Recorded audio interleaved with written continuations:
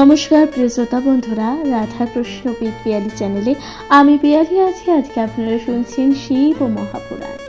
প্রিয় শ্রোতা বন্ধুরা, শিব ও মহাপুরাণে যেখানে আপনারা শুনছেন মহাদেবের অলৌকিক লীলা তথা মহাদেবের বিধিবদ্ধ বিধান, পুজো করার সম্পূর্ণ বিধান যা সুন্দরভাবে বর্ণনা করা আছে। প্রিয় শ্রোতা বন্ধুরা, শিব ও মহাপুরাণ পড়লে বা শুনলে ব্যক্তির ব্যক্তিত্ব তথা ব্যক্তির জীবন থেকে সকল বাধা বিঘ্ন যা নাশ হয়। প্রিয় শ্রোতা বন্ধুরা, আপনারা শুনবেন আজকে পঞ্চম অধ্যায় অর্থাৎ পঞ্চম সংহিতা বায়বীয় সংহিতার উত্তর ভাগ এবং পঞ্চম তত্ত্ব।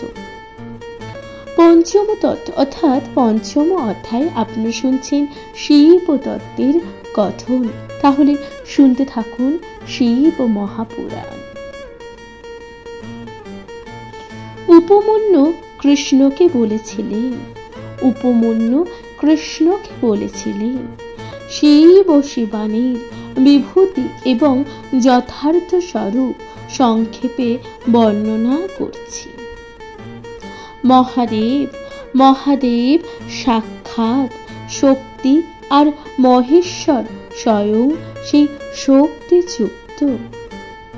এই বিশ্ব শিব ও পার্বতীর অধীনে, কিন্তু তারা বিশ্বের অধীন নন। তারা বিশ্ব নিয়ন্ত্রক বলেও চন্দ্র ও কৌমুদীর মতো উভয়ের কোনো ভেদ নেই। নিশাকর যেমন কৌমুদী ছাড়া শোভাবিহীন হয়ে থাকে, সেই রূপ শিব শক্তি ছাড়া প্রকাশিত হতে পারেন না। সূর্য যেমন প্রভাহীন হতে পারে না, তেমনি শক্তি ও শক্তিমান পরস্পর সাপেক্ষ হয়ে অবস্থান করে। স্বয়ং মহেশ্বর শক্তি বিনা দেহিগণের ভোগ ও মুক্তিদান করতে অক্ষম। সেই শক্তি বিশ্বস্বরের অনুরূপ গুণ দ্বারা বিভূষিত। সেজন্যই পরম আখ্যা শক্তিকে শিবের সমান ধর্মীন বলেছেন। পরমাশক্তি হলেন মূল প্রকৃতির শঙ্কর থেকে উৎপন্ন ক্রিয়াশক্তি। সেই আত্মা শক্তিকে বিশুদ্ধ করলে প্রথমে নাদ উৎপন্ন হয়েছিল। সেই নাদ বিন্দু থেকে সদাশিব এবং সেই সদাশিব থেকে মহেশ্বর উৎপন্ন হয়েছে। আর মহেশ্বর থেকে পবিত্র বিদ্যা উৎপন্ন হয়েছে। তিনি বাক্যর ঈশ্বরী শুলির বাগীশা শক্তি বলে অভিহিত হয়। তিনি মাতৃকা রূপে অনন্তরের সমাবেশ হেতু মায়া কাল নিয়তি কলা ও বিদ্যাকে উৎপন্ন করেন। অধানন্ত সমাবেশ স্মর্শ কালম বা সৃজত নিয়নিত্যং নিয়ন্তিশ্চ কলাং বিদ্যাং কলতি রাগ পুরুষে। অর্থাৎ ভগবান কি বলছেন? কথাটির অর্থ হচ্ছে, কলা থেকে যেমন রাগ ও পুরুষের উৎপত্তি হয়, মায়া থেকে যেমন পুনরায় ত্রিগুণাত্মক অব্যয় উৎপন্ন হয়ে থাকে। অব্যয় থেকে সত্য, রজ ও তম, এই তিন গুণ সমগ্র জগতে পরিব্যাপ্ত হয়ে আছে। শিবের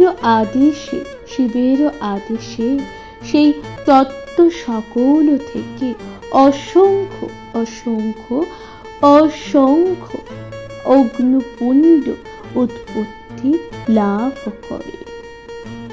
শরীর ভেদে সেই সব শক্তির ভেদ হয়েছে এবং সেই সব শক্তির রূপ বিভিন্ন, যেমন রুদ্রের শক্তি রৌদ্রে, বিষ্ণুর শক্তি বৈষ্ণবে, ব্রহ্মার শক্তি ব্রাহ্মণে, ইন্দ্রব শক্তি ঐন্দ্রে বলে বলা হয়।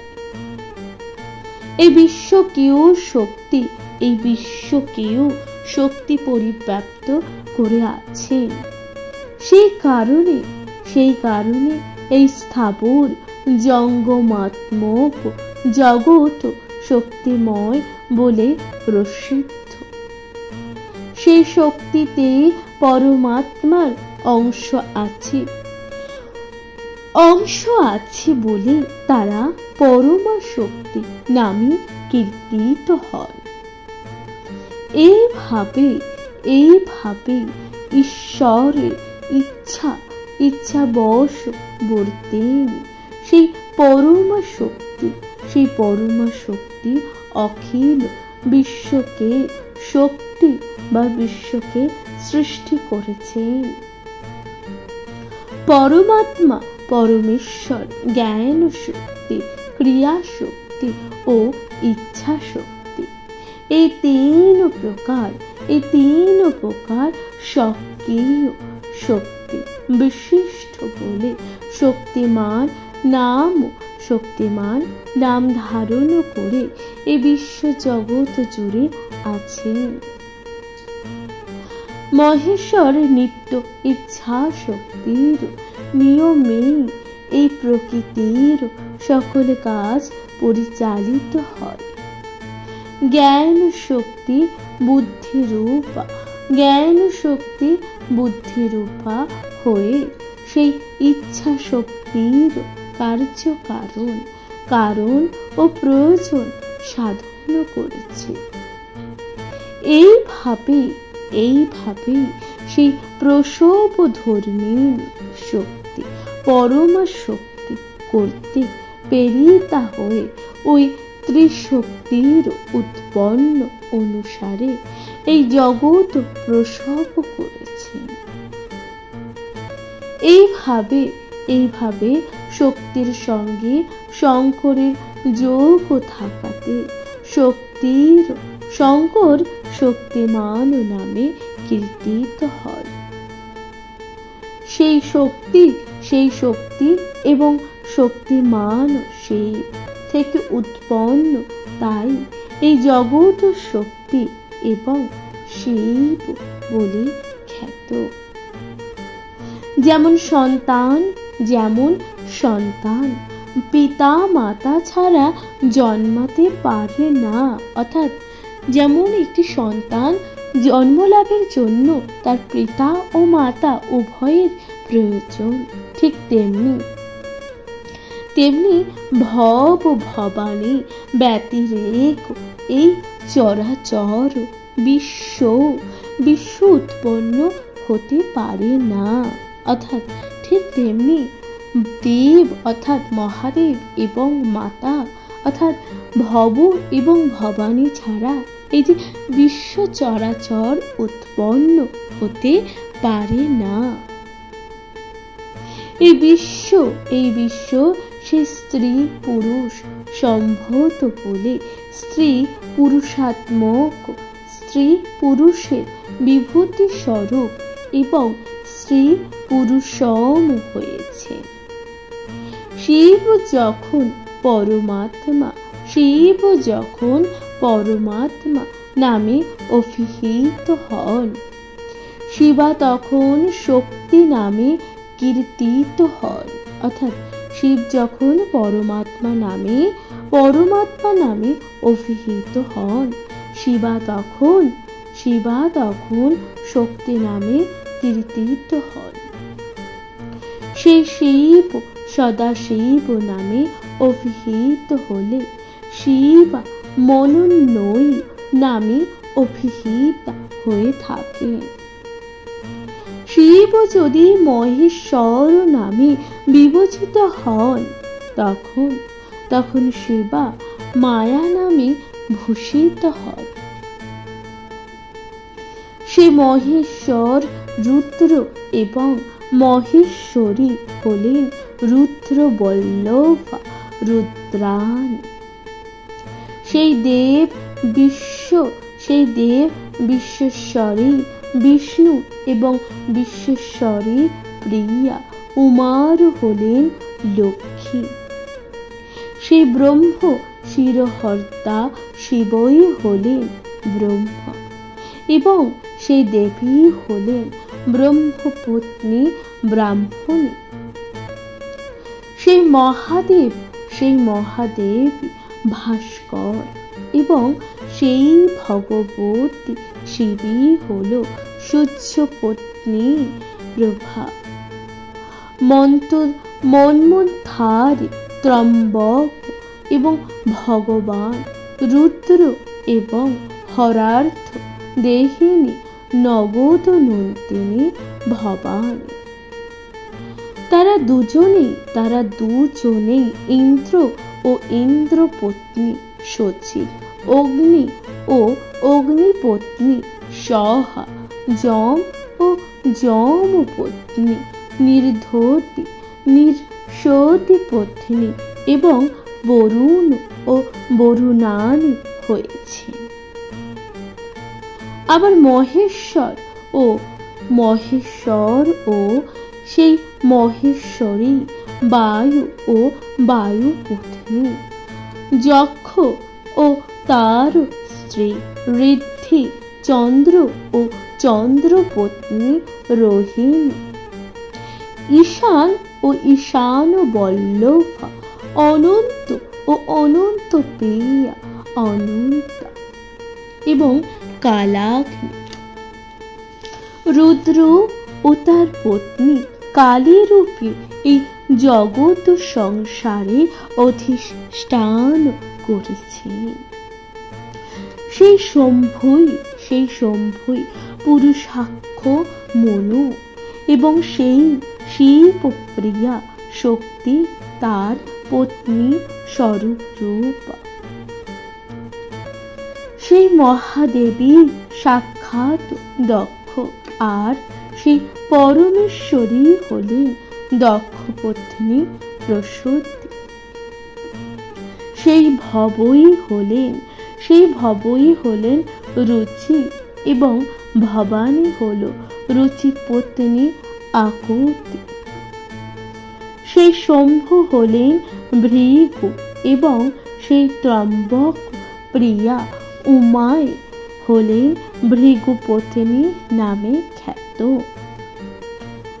ভগবান রুদ্রই হলেন মরীচি এবং সেই রুদ্রাণী হল মরীচিপত্নী সম্ভূতি। সেই গঙ্গাধরী অঙ্গিরা এবং সেই উমায় হল অঙ্গিরা প্রিয়া স্মৃতি। সেই চন্দ্রশেখরী পুলস্থ এবং সেই পিনাকী বল্লভা দেবী হলেন পুলস্থ পত্নী প্রীতি।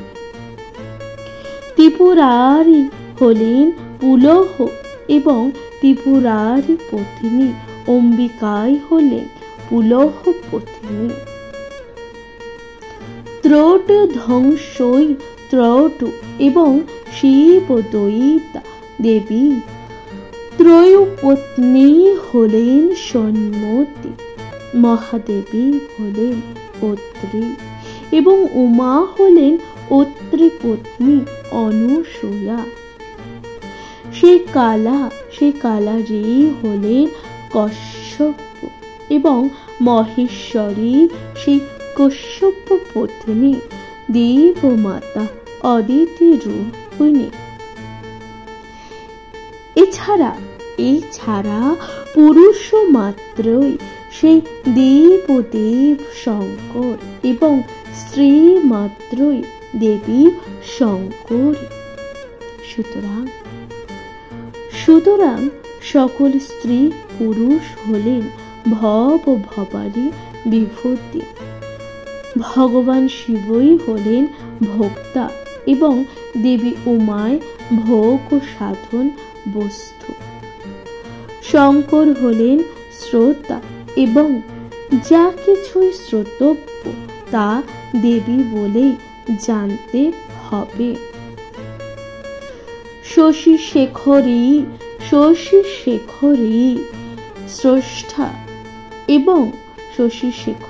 স্রষ্টা এবং তার উমায় স্রষ্টব্য। এইভাবেই তারা দ্রষ্টা ও দ্রষ্টব্য, আস্বাদনকারক ও আস্বাদ্য, রসাদি, প্রীতি ও প্রীতিজনক, বস্তু মন্তা, মন্তব্য, পদার্থ, বাহক, বহনীয় রূপ ধারক করে এই জগৎ জুড়ে আছেন।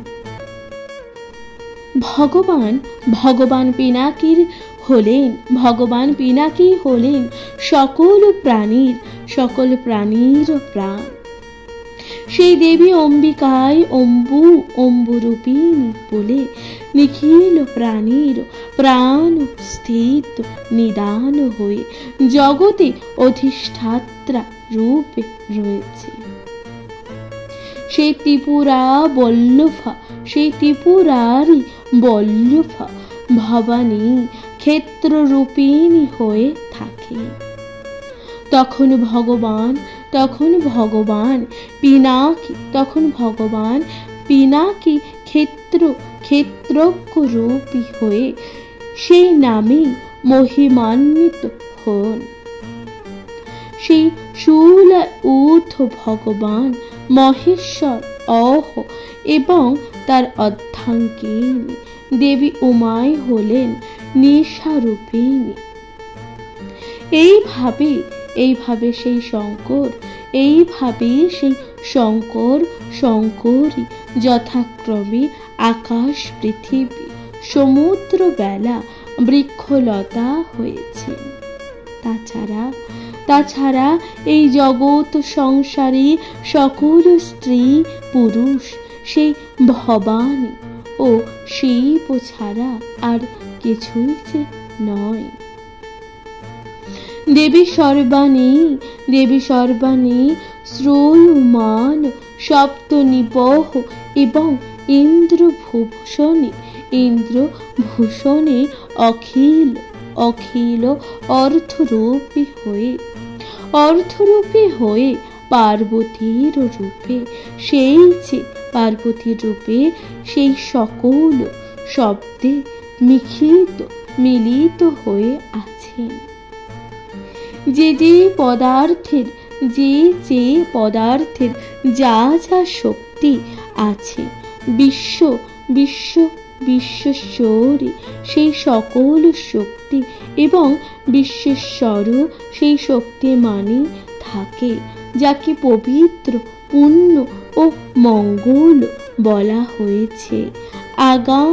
আগাম বিশারদগণ সেই সব কিছুই গিরিশ, গিরিজা, তেজ ও প্রকটিত বলে মনে করে থাকেন। জ্বলন্ত দীপ শিখা যেমন গৃহকে আলোকিত করে, তেমনি উমা মহেশ্বর তেজ এই জগৎকে উদ্দীপিত করে রেখেছে। তৃণ থেকে শিব মূর্তি পর্যন্ত বিশ্বক্রমেই অন্তর্গত। শিব শক্তির সন্নিধান বশতই এই ক্রমের উৎপন্ন। হর পার্বতী সর্বমূর্তিময় ও নিখিল মঙ্গলের দেবতা। সুতরাং এই জগতে তারা উভয়ই কেন পূজনীয়, চিন্তনীয় ও বন্দনীয় হবেন না? তাছাড়া যখন দেব ও দেবীর যথার্থ স্বরূপ সাধারণের অগোচরে তেমনি করে যেমন করে সেই ভগবান ও ভগবতী যথার্থ রূপ বর্ণনা করতে সক্ষম হবে, সেই তত্ত্ব ঈশ্বর অর্পিত চিত্র এবং অন্যান্য ভক্ত ব্যক্তিগণের অন্তঃস্থল স্থিত এবং অপরের বুদ্ধিগোচর নয়। সামান্য রূপে বুদ্ধিগোচর হলে প্রকৃতপক্ষে বা বিশেষভাবে বুদ্ধিগোচর হয় না। গূঢ় ও তত্ত্বজ্ঞান প্রকৃতির সম্ভব এবং প্রকৃতিকে পরা বলে থাকেন, যা থেকে ইন্দ্রিয় ও মনের সঙ্গে বাক নিবৃত্ত হয়, সেই পরমেশ্বরী বিভূতি পরা ও অপ্রকৃতি বলে কথিত হয়। এই জগতে সেই বিভূতির পরম অভিলাষিত ধাম ও পরম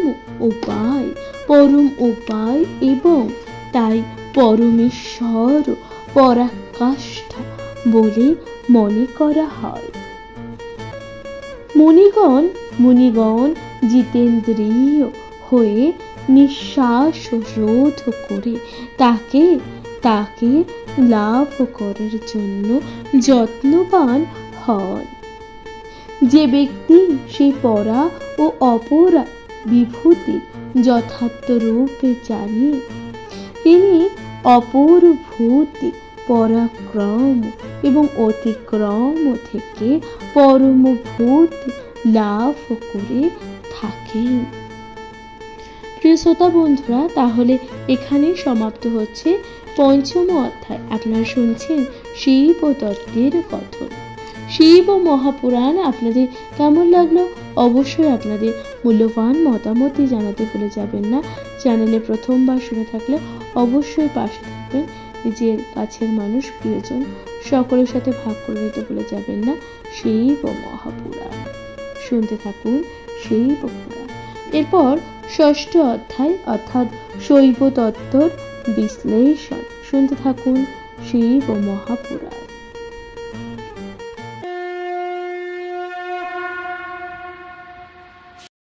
নমস্কার প্রিয় শ্রোতা বন্ধুরা, রাধা কৃষ্ণ পিয়ালি চ্যানেলে আমি পিয়ালি আছি। আজকে আপনারা শুনছেন শিব মহাপুরাণ। শিব মহাপুরাণে ষষ্ঠ অধ্যায় আপনারা শুনবেন শৈব তত্ত্বের বিশ্লেষণ। ভগবান বলছেন, ভ্রান্তি, বিদ্যা এবং পর এই তিন রূপে শিবের। যে বস্তু যা নয় তাকে যেভাবে জানাই হলো ভ্রান্তি। যথার্থই বৃদ্ধিকে বিদ্যা এবং বিকল্প রহিত ব্রহ্মতত্ত্ব পর বলে অভিহিত হয়। দেব ও দেবীর এই তিন ধরনের রূপ শঙ্করের আজ্ঞায় অধিষ্ঠিত বলে পণ্ডিতগণ তাকে সৎ ও সৎ রূপে বলে থাকেন। আবার সৎ প্রতিও বলে থাকেন। সত্য এবং সাধুতে সৎ শব্দ এবং অসত্য এবং অসাধুতে অসৎ শব্দ প্রযুক্ত হয়। পরমেশ্বর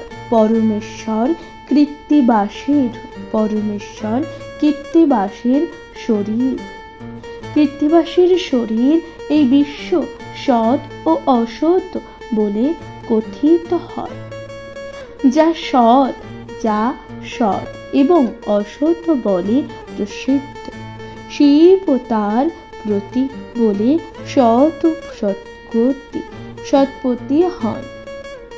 কেউ কেউ সেই পরমাত্মা ত্রিলোচনকে খরাত্মক এবং খরপর বলে থাকেন।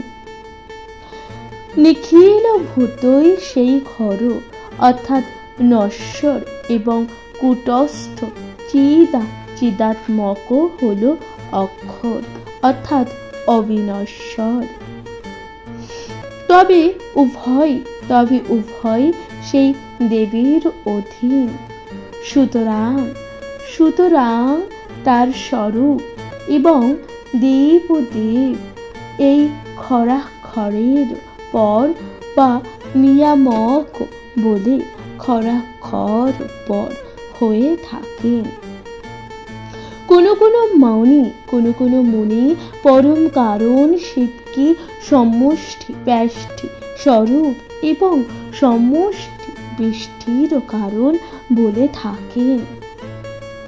বহুদর্শীরা অব্যক্ত পদার্থকে সমষ্টি এবং ব্যক্ত পদার্থকে বেষ্টি বলে থাকে।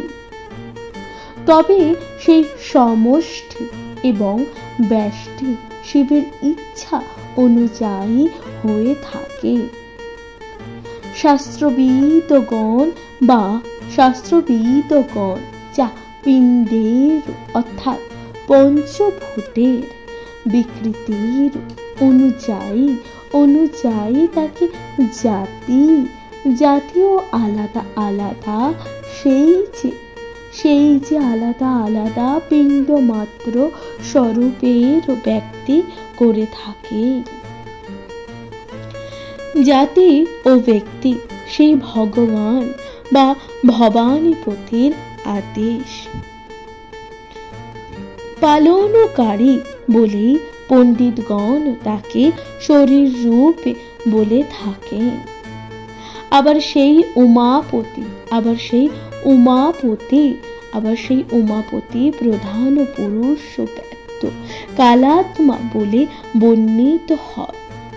প্রকৃতি হলেন সেই প্রধান ক্ষেত্রজ্ঞ ও পুরুষ 23 তত্ত্বের সেই ব্যক্ত এবং কার্য প্রপঞ্চের পরিণামের সময় পরম নিদানই কাল বলে প্রসিদ্ধ।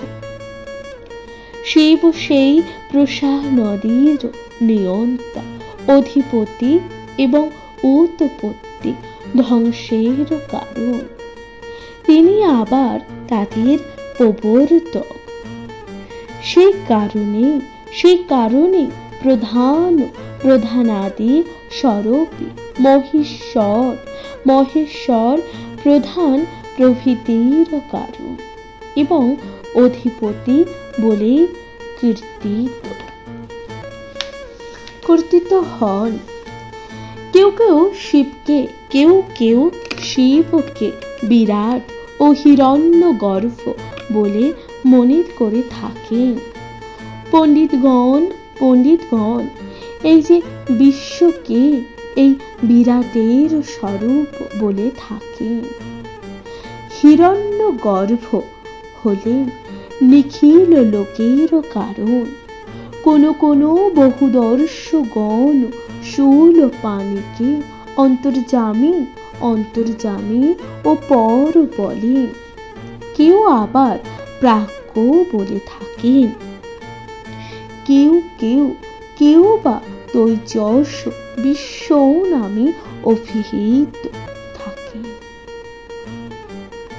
অন্তর্যামী পরশ্চতি কথ্যশ্চ কবিভি শিব প্রাজ্ঞ তৈজস বিশ্বাত্মক পরে সম্প্রচক্ষতে। অনেকে বলেন সেই শঙ্করের মাতা তিনি মান সমান, তিনি মান আবার তিনি মেয়ে। এবং তিনিই কর্তা, তিনি কারণ, তিনি ক্রিয়া, তিনি আবার কার্যরূপে প্রকাশ পান। কেউ কেউ কেউ কেউ বা জাগরণ অবস্থা এবং স্বপ্ন ও সুযুক্ত অবস্থাকে তার স্বরূপ বলে উপদেশ দিয়ে থাকেন। অনেকে তাকে তুরগী অর্থাৎ প্রজ্ঞাদিত্রয় বলেন, অনেকে তাকে জাগ্রত ইত্যাদি অতিরিক্ত ভাবেন। আবার আবার কেউ কেউ বা তাকে তুরা তুরা ইত তিত বলে বর্ণনা করে থাকেন। কেউ কেউ তাকে নির্গুণ অর্থাৎ সত্য রজ তম গুণবিহীন বলে থাকেন। কেউ কেউ আবার তাকে সগুণ বলে থাকেন।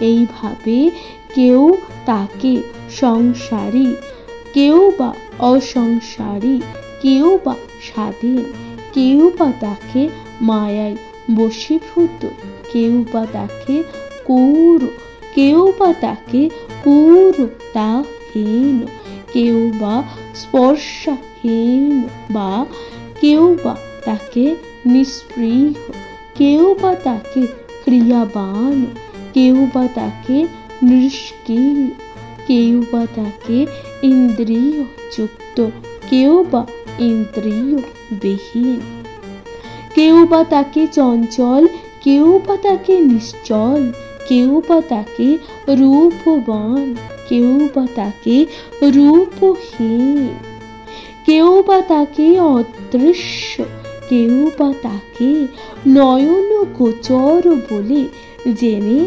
থাকেন।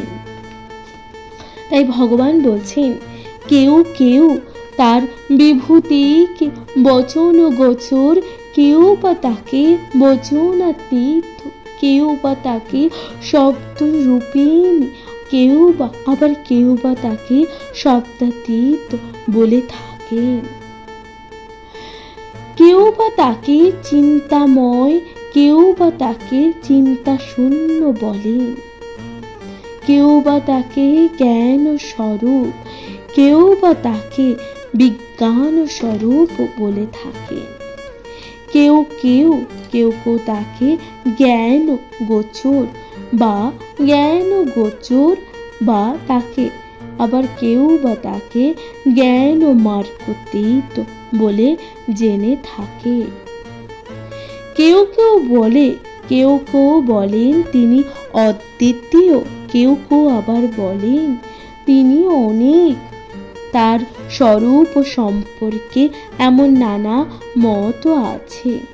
নানান রূপ দর্শনকারী মুনি ঋষিগণ তাকে স্বরূপ সম্পর্কে বর্ণনা করতে সমর্থ হন না। তবে যারা পরম কারণ পরমেশ্বরের আসল স্বরূপ নির্ণয় করে অনন্ত অনন্ত আনন্দের সাগরে ডুবে যান, তারা প্রকৃতই তাকে আশ্রয় করে থাকেন। তার কোনো নিয়ন্ত্রণ নেই, তিনি সকলের ঈশ্বর। সেই ভগবান শূলধারিণীকে কেউ যতক্ষণ পর্যন্ত না দর্শন করে থাকে ততক্ষণ তার পাশে আবদ্ধ হয়ে এই জগৎ সংসার চক্রের মতন পাক খেতে খেতে অসীম দুঃখ ভোগ করতে থাকে। প্রিয় শ্রোতা বন্ধুরা, তাহলে ভগবান কিভাবে কত সুন্দরভাবে ব্যাখ্যা করেছেন এই যে শৈব তত্ত্ব বিশ্লেষণ। প্রিয় শ্রোতা বন্ধুরা, শিব ও মহাপুরাণ আপনাদের কেমন লাগছে অবশ্যই আপনাদের মূল্যবান মতামত দিয়ে জানাতে ভুলে যাবেন না। চ্যানেলে প্রথমবার শুনে থাকলে অবশ্যই পাশে থাকবেন। নিজের কাছের মানুষ, প্রিয়জন তথা সকলের সাথে শিব ও মহাপুরাণ ভাগ করে নিতে একদমই ভুলে যাবেন না। সকলের পাশে থাকবেন এবং অবশ্যই শুনতে থাকবেন শিব ও মহাপুরাণ। আজকের মতো জানাচ্ছি এখানে বিদায়। ভালো থাকবেন, সুস্থ থাকবেন, তত শুনতে থাকবেন শিব ও মহাপুরাণ। নমস্কার। কমেন্টে লিখতে ভুলে যাবেন না। হর হর মহাদেব।